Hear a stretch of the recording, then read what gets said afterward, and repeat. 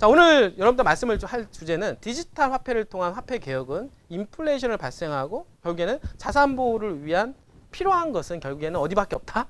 새만금밖에 없다. 결국엔 모든 게 새만금으로 연결되는 거 아니겠어요? 그렇죠? 이분들이. 자, 지금 보니까 자, 전통적인 그 화폐 개혁이라고 하는 단어를 한번 볼게요. 정책적 혹은 경제적 목적을 달성하기 위해 구화폐 유통을 정지시키고 원래 쓰던 화폐를 정지시키고 뭡니까? 단기간에 신화폐로 강제 교환하는 등 인위적으로 화폐 가치를 조정을 하는 겁니다. 그러니까 이건 뭡니까? 단기간에. 맞죠? 그러니까 단기간에. 그러니까 화폐를 교환하고 그다음에 어떻습니까? 한 달, 두 달, 석 달이라고 하는 기간을 통해서 빨리 화폐를 바꿔라 신권으로 라고 얘기하는 게 우리가 화폐 개혁이고 그다음에 화폐 개혁 중에서는 그렇게 해서 어떻습니까? 국권을 신권으로 발행을 하는 게 있고 하나는 고액권을 발행하는 것도 있어요. 고액권은 우리가 5만 원짜리 발행을 했죠. 원래는 이 화폐 이렇게 해서 액면 분할을 하려고 했었는데 이렇게 하지 않고 5만 원짜리 고액권을 만들어냈죠. 일단은 그리고 이제는 액면가 절하한다는 이런 것들이 이제 화폐 개혁이다라고 말씀을 드릴 수가 있는데 자 이제는요 이렇게 종이로 만드는 돈을 갖다가 화폐 개혁할 필요가 없는 세상이 있다 지금은. 그래서 이제 곧 선보일 디지털 화폐를 통한 화폐 개혁이 이제 전환이 될 텐데 자 중국 디지털 화폐에 이어 EU 디지털 화폐가 개발이 가속도가 지금 붙어 있는 상태죠. 이거는 대세 흐름이고 갈 수밖에 없는 거예요. 여러분들이 막는다고 해서 되는 게 아니에요. 이분들은 맞잖아요. 지금 이미 세상은 그렇게 가고 있다라고 하는 거예요. 자, 세계 중앙은행 80%가 디지털 화폐 개발 중에 있고 한국은행 또한 마찬가지입니다. 2021년 초까지, 그러니까 2021년 오늘 2020년도 아닙니까? 내년에 2021년도잖아요. 그러니까 2021년도 초까지 초기 시험 후 가동 테스트까지 완료한다 이거예요. 그러면 내년 초면 이미 우리나라도 끝난 거예요, 이제 다. 그럼 내년 하반기부터 그냥 도입을 해도 된다. 그런데 도입을 할 때는 어떻습니까? 각 나라의 어떤 상황을 보면서 하겠죠? 선진국의 상황을 보면서 우리나라 도입할 수 있는 준비 기간이 내년 초면은 우리나라도 끝난다, 안 끝난다? 끝난다라고 하는 거야. 그래서 이제 중국은 2020년 2월 4일날 베이징 올림픽이 있는데 그때 개막을 맞춰서 본격 시행을 한다 그래요. 그러니까 우리나라 또한 마찬가지로 베이징 올림픽을 기준으로 해서 우리나라도 시행할 가능성이 높다라고 하는 거고요. 자 그렇게 따지면은 지금으로부터 2022년 2월 4일까지는요. 딱 1년 반밖에 안 남았다는 거야. 자 그러면 1년 반 정도 후면 어떻습니까? 어떤 일이 벌어질까요? 화폐 개혁. 자 디지털 화폐로의 전환과 그 다음에 리디노미네이션 그쵸? 까지 동시에 이루어지게 된다라고 하면 우리한테 남은 시간은 얼마밖에 없어요? 이제는 1년 반밖에 안 남았다라고 하는 거예요. 그러면 1년 반 동안 어떻습니까? 현금을 가지고 있는 사람들은 서서히 지금 움직이고 있다는 거예요. 맞죠? 준비하고 있겠죠? 지금 이미 이렇게 가는 것을 기정사실화하고 있기 때문에 돈 있는 사람들은 어떻습니까? 현금을 가지고 있는 사람들은 싸들고 가서 부동산 쇼핑하고 있는 거예요. 지금 그분들이. 그래서 지금 부동산 가격이 지금 올라가는 겁니다. 이분들이. 그러면 자 디지털 화폐란 뭡니까? 디지털 방식을 사용하는 형태의 화폐, 금전적 가치를 전자적 형태로 저장해 거래할 수 있는 통화를 말하고요. 그 다음에 디지털 화폐 발행 목적 뭡니까? 뭐 여러 가지가 있죠. 화폐 발행 비용 감소, 개인, 기업 등 경제 주체들의 상품 거래 지불 수단의 편의성 뭐 이런 것들이 있긴 한데 이런 것들은 그냥 액면으로 드러나는 얘기들이고 이분들이. 그 다음에 우리 알고 있는 뭐 전자화폐 우리가 많이 쓰고 있죠. 삼성페이, 카카오페이, 네이버페이 이런 거 써봤잖아요. 이런 거 갖다 우리 전자화폐라고 얘기하고요. 그 다음에 암호화폐 있잖아요. 암호화폐는 우리가 알고 있는 뭡니까? 비트코인, 이더리움 이런 것들을 우리가 얘기를 하고 있습니다. 그리고 중앙은행 중요한 거는 이러한 디지털 화폐 중에서 가장 핵심은 뭐냐면 바로 중앙은행에서 만드는 거예요. 맞죠? 자, 중앙은행에서 만드는 이 디지털 화폐 이것이 이제는 내후년 정도면은 도입이 된다라고 하는 거야. 자, 이더리움이라든지 비트코인 이거는 사실은 앞으로 더욱더 가치가 있을 수도 있어요. 왜 그러냐면 자, 이거는 어떻습니까? 중앙은행에서 통제하기 때문에 모든 것을 거래하는 것들이 자료가 드러납니다. 이런 부분들은. 그러나 이더리움이라든지 또는 비트코인 같은 경우는 자료가 근거가 안 남죠. 그러니까 음성 자금들이 어느 쪽으로 몰릴 가능성이 높아요? 비트코인이라든지 이런 쪽으로 더 몰릴 가능성은 높죠. 그러니까 그거에 대한 수요가 발생을 할 수가 있다. 이분들이. 그래서 그런 부분들을 볼 수가 있고 근데 중앙은행 디지털 화폐로 전환하게 되면 이제 모든 자료가 남습니다. 이제는. 이런 부분들이. 그래서 이제 이런 시대가 나오는데 이거 갖다가 우리는 CBDC라고 해요. Central Bank Digital Currency 해가지고 CBDC다라고 얘기를 하는 겁니다. 그래서 중앙은행에서 만드는 돈을 우리는 CBDC 이렇게 표현을 하게 되는 거고요. 뭐 특히 뭐 암호화폐보다 안정성은 높죠. 왜냐하면 중앙은행에서 보증을 하는 거니까 이 부분들은 이제 그런 차원에서 중앙은행에서 보증을 하는 돈이기 때문에 안정성이 높은 화폐다. 지금 보면은 이더리움이라든지 비트코인 이런 것들은 해킹당했다 뭐 이런 얘기도 가끔 나오긴 하잖아요. 이런 부분들이 있는 거에 비해서 훨씬 더 안정성을 가지고 있는 그런 거다라고 보시면 되죠. 그래서 코로나 사태를 비대면 디지털 화폐 시대가 이제 도래가 됐어요. 그래서 11월 20일 G20 정상회의에서 디지털 화폐 포용을 이제 앞으로 선포할 것 같습니다. 앞으로 이제 11월 20일 날 있잖아요. 자, 우리 G20 다 모여가지고 자, 앞으로 이 세계는 디지털 화폐로 갑니다라고 이제 선언을 한다는 거예요. 이 부분들이. 그래서 디지털 화폐 도입은 사실상 화폐 개혁의 의미다라고 볼 수가 있는데, 특히 우리나라 같은 경우 우리나라는 디지털 화폐 도입 시 리디노미네이션을 단행할 가능성이 높다 안 높다? 이거라는 거예요. 이거. 화폐 개혁을 하는 동시에 리디노미네이션을 단행한다. 지금 현재 1,000원짜리를 갖다 1원으로 만든다. 지금 현재. 자, 이것에 대한 준비를 우리가 해야 됩니까? 안 해야 됩니까? 해야 돼, 안 해야 돼요? 해야 돼요. 자, 볼까요, 지금? 자, GDP 대비 지역별 지하경제 추모 규정을 제가 확인해 보니까 동아시아는 21.24. 자, 21.24. 자, GDP 대비예요.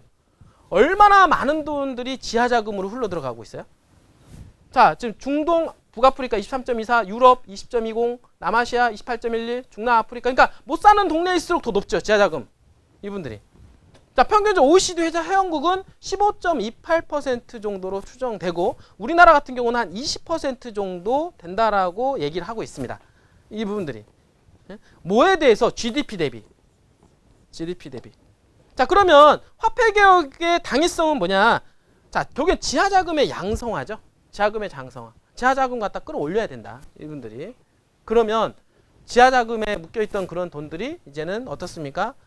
나오는 거야, 밖으로 나오니까 어떻습니까? 화폐의 양이 늘어나죠? 화폐의 양이 늘어나니까 당연히 화폐 가치가 떨어지니까 인플레이션이 발생한다는 거예요. 이 부분들이. 왜냐하면 지하자금에서 쏜 돈들은 시중에 안 나와 있으니까 그동안은 전체 화폐 규모에서는 포함이 안 돼 있었는데, 그 돈들이 이제 나오게 돼서 유통이 되잖아요.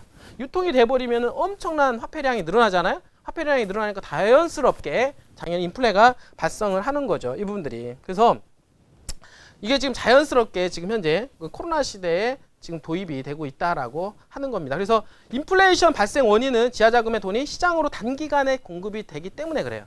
단기간에. 두 번째, 직접 교환하는 형태가 나오지 못하기 때문에 상품을 구매한다. 그러니까 직접 교환하지 못한다는, 교환하다 보면은 드러나니까 뭐를 통해서? 부동산을 매입을 통해서. 뭘 통해서? 현금을 갖다 매입하고 막 이런 과정 속에서 부동산 가격이 폭등하는 이런 일들이 벌어지게 된다라고 보시면 되겠죠. 그리고 아까 얘기했던 대로 가격 착시 현상 있잖아요. 착시 현상으로 해서 가격이 폭등하고, 그 다음에 어떻습니까? 이런 어떤 부동산 매입 이런 형태로 들어오기 때문에 가격이 폭등한다. 이런 것 때문에 뭐가 발생합니까? 인플레이션이 발생해야 안 해요? 엄청나게 발생할 가능성이 높다. 이렇게 여러분들 보시면 되고요. 지금 보니까 밑에 하단을 보니까 대한민국 명목상 GDP가요 1919조 원이라고 합니다. 자, 이 중에서 20% 추정하면은 400조 원에서 500조 원 정도가 지하자금이라 그래요. 아, 여러분들 400에서 500조 원? 정부에서 이 돈을 노린다? 자, 우리나라 경기 어렵죠? 자, 여러분들 정부에서는요, 지금 이번 정부는 돈 쓸 일이 많잖아요. 돈 쓸 일이 엄청나게 돈 많이 들어가죠? 제가 보기에는 이거 노립니다. 이 돈 노려요. 이거 그러니까 이 돈 노리고 있다라고 보셔야 돼요. 그러니까 이걸 바꾸면서 이 돈을 갖다가 세금을 두들겨 가지고 돈을 환수하고 싶은 마음이, 충동이 생길까 안 생길까요? 생기겠죠. 이 부분들이. 그러기 전에 여러분들 진짜 세상은 돈이 되는 쪽으로 움직이잖아요. 아니, 돈 있는 사람들이 벌써 그런 거 눈치 못 챘을까요? 여러분 다 아는 거예요, 분들이. 그러니까 돈 있는 사람들은 벌써 눈치채고 다 현금으로 지금 현금 갖다 싸두고 가서 뭘 사요?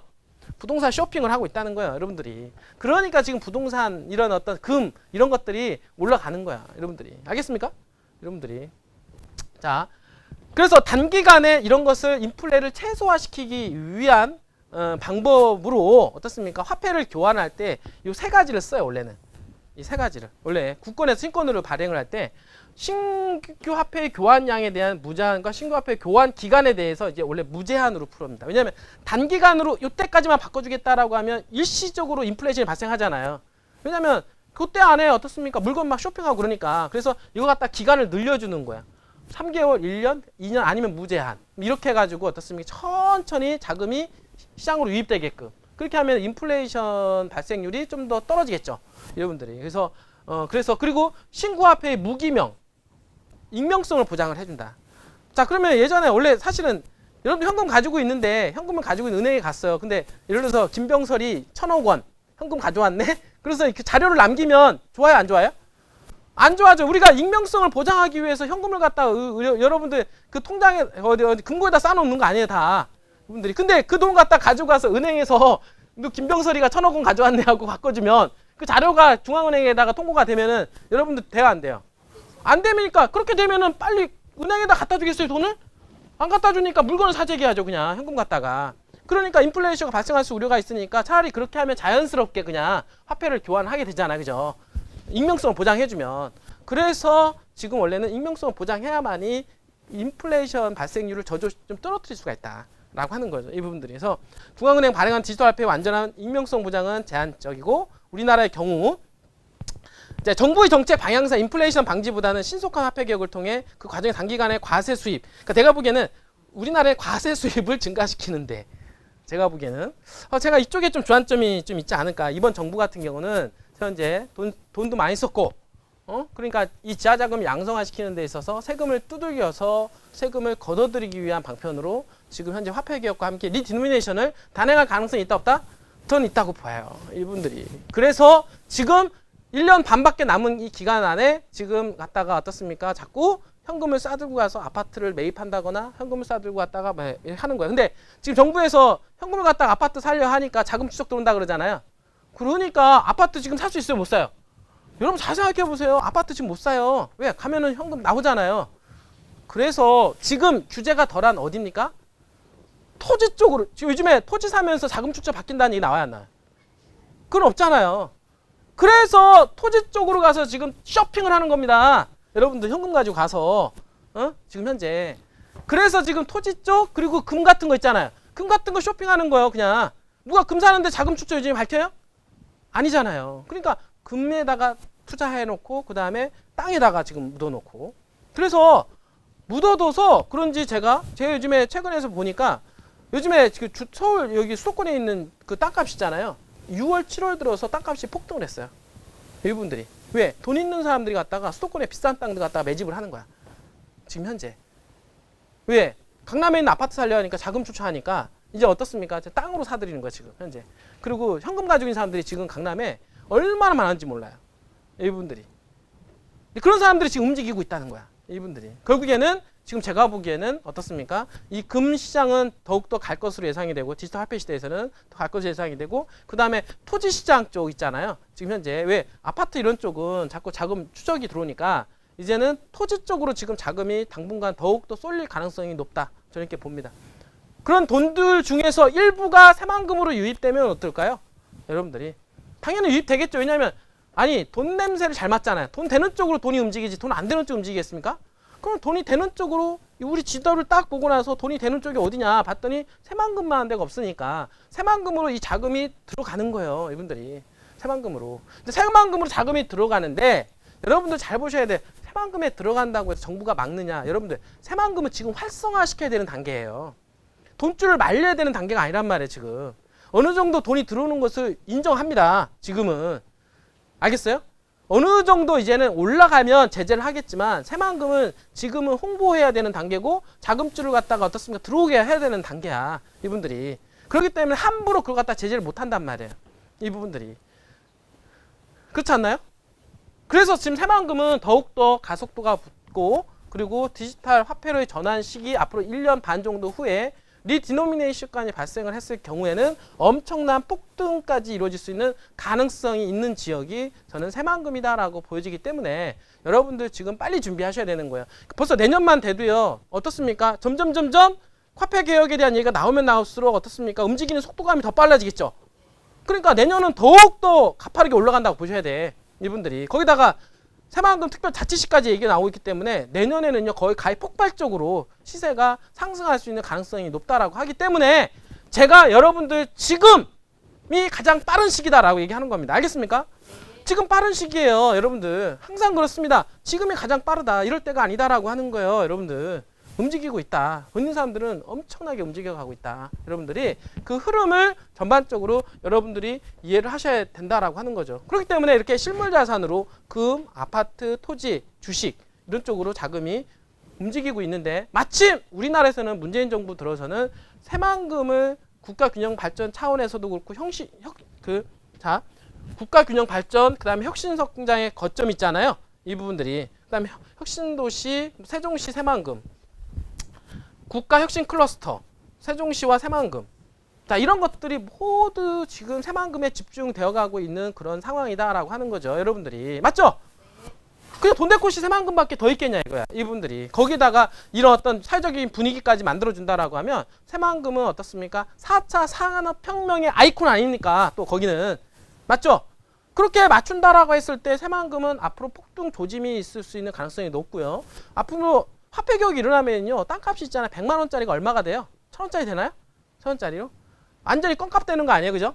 껌값 되면서 그 다음부터 또 올라가는 거야. 1000원짜리가 10,000원으로 째 금방. 여러분들이. 그래서 여러분들이 자산을 지킬 수 있는 방법은 지금 무조건 토지 쪽으로, 부동산 쪽으로 지금 어떻습니까? 근데 아파트 쪽은 지금 많이 올라갔다라고 하는 부담감이 있고 하기 때문에 지금 덜 올라갔으면서 어떻습니까? 미래에 대한 기대 가치가 있는 곳 바로 어디입니까? 새만금에 여러분들 집중하셔야 됩니다. 알겠어요? 그래 이유가 거기에 있다라고 하는 거예요. 여러분들 새만금 집중해야 될 이유가 새만금에 어떻습니까? 이렇게 어떻습니까? 미래형 자율 자동차, 수소차 그다음 스마트 수변 도시, 여행 크루즈, 태양광 어떻습니까? 수소, 드론 4차 산업혁명의 아이콘이라고 할 정도로 엄청난 기술력을 동반으로 해서 새만금이 개발될 거잖아요. 그렇기 때문에 앞으로 새만금은 오히려 수도권에 있는 땅들보다도 훨씬 더 비싼 동네가 될 것이면 틀림이 없다라고 제가 말씀을 드리는 겁니다. 여러분들 알겠어요?